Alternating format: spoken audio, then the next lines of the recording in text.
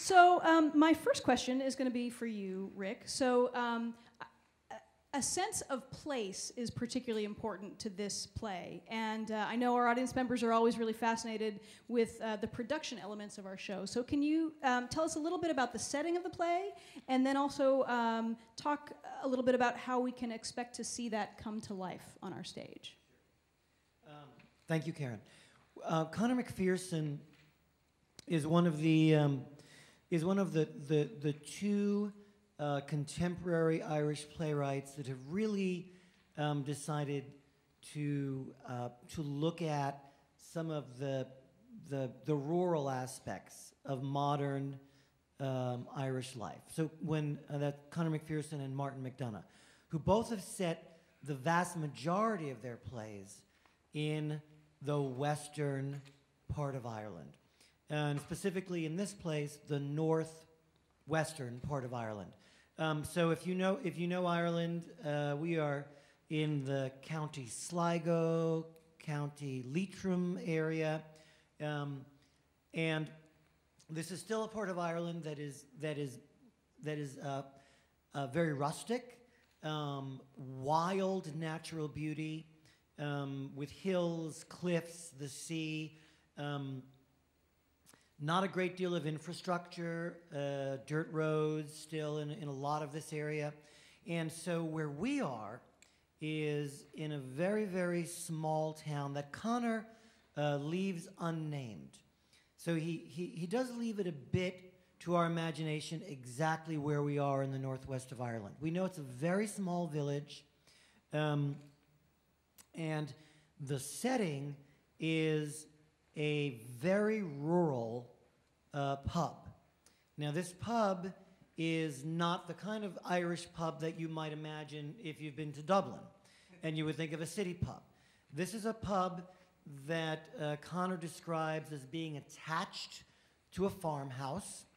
And in fact, the character in the play says, actually, the original part of the house is where the pub was, and we imagine that it may have been a stable or a manger initially.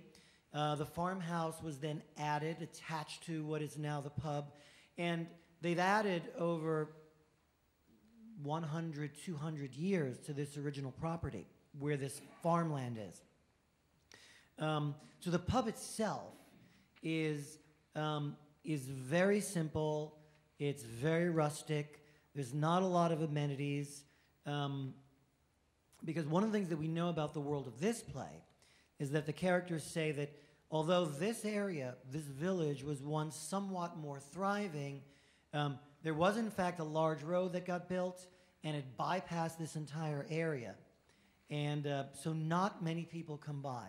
And what we learn in the play is that the only reason that this pub seems to be hanging on is because, A, in the summer, they get some tourists who come here to camp near the ocean. They call them the Germans. But as we discover later on, they don't really know if they're Norwegian or Finnish or what they are. They just call them the Germans. But they come here in the summer. And so when the summer comes along, they get a bit more business. In the winter, and that's where we are in the play. We're in the late winter, maybe very early spring. And this would be a normal night where maybe 3, 4, 5 local regulars for whom this is their regular pub. This is what they would call their local, right? This is when somebody says, "This is my local," it's their pub. There's maybe 4 or 5 people who come here. So it's barely hanging on at this point. It's been inherited by a young man named Brendan, who's taken over the property, the farm, and the pub from his parents, who have both died. Brendan's in his mid-30s. He seems to have a great allegiance and dedication to trying to keep this place going on. But clearly he's having a rough go of it. So you'll see a bar. You'll see a couple of scattered tables. There's a sort of an ancient fireplace at one end of the room. It is the proverbial dark and stormy night. It is very windy outside. There's a lot of conversation about the wind in the beginning. We're deep into this farmland. And it's over the course of this evening where several people come into the pub, and a newcomer comes to the pub. That's the role that Zillah is playing, Valerie, who's looking to buy a piece of property here, or rent a piece of property. She's, for some reason, none of the locals know, she's moving here from Dublin, from the big city. She's just taken over this cottage, and the real estate broker, agent, owner, who has rented or sold her this old cottage, has decided to bring her by this pub tonight to meet some of her neighbors, to meet the natives, so to speak.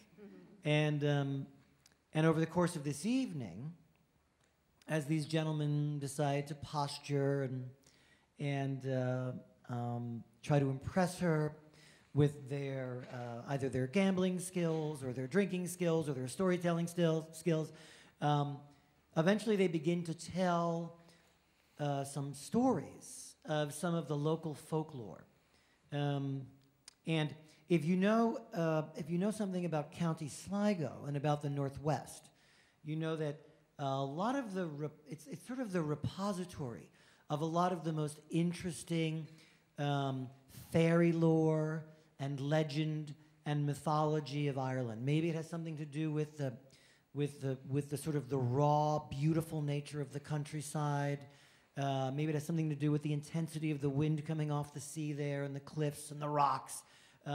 It's such a wild, rough, beautiful part of Ireland. But they begin to talk about some of this folklore. And bit by bit, they start to tell these stories that delve deeper into the supernatural, into fairy lore, and become more and more personal.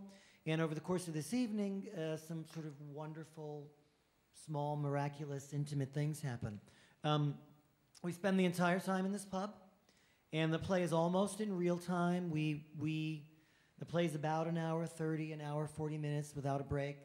It might actually be an event in this pub that would be 3.5 hours, but it's almost in real time.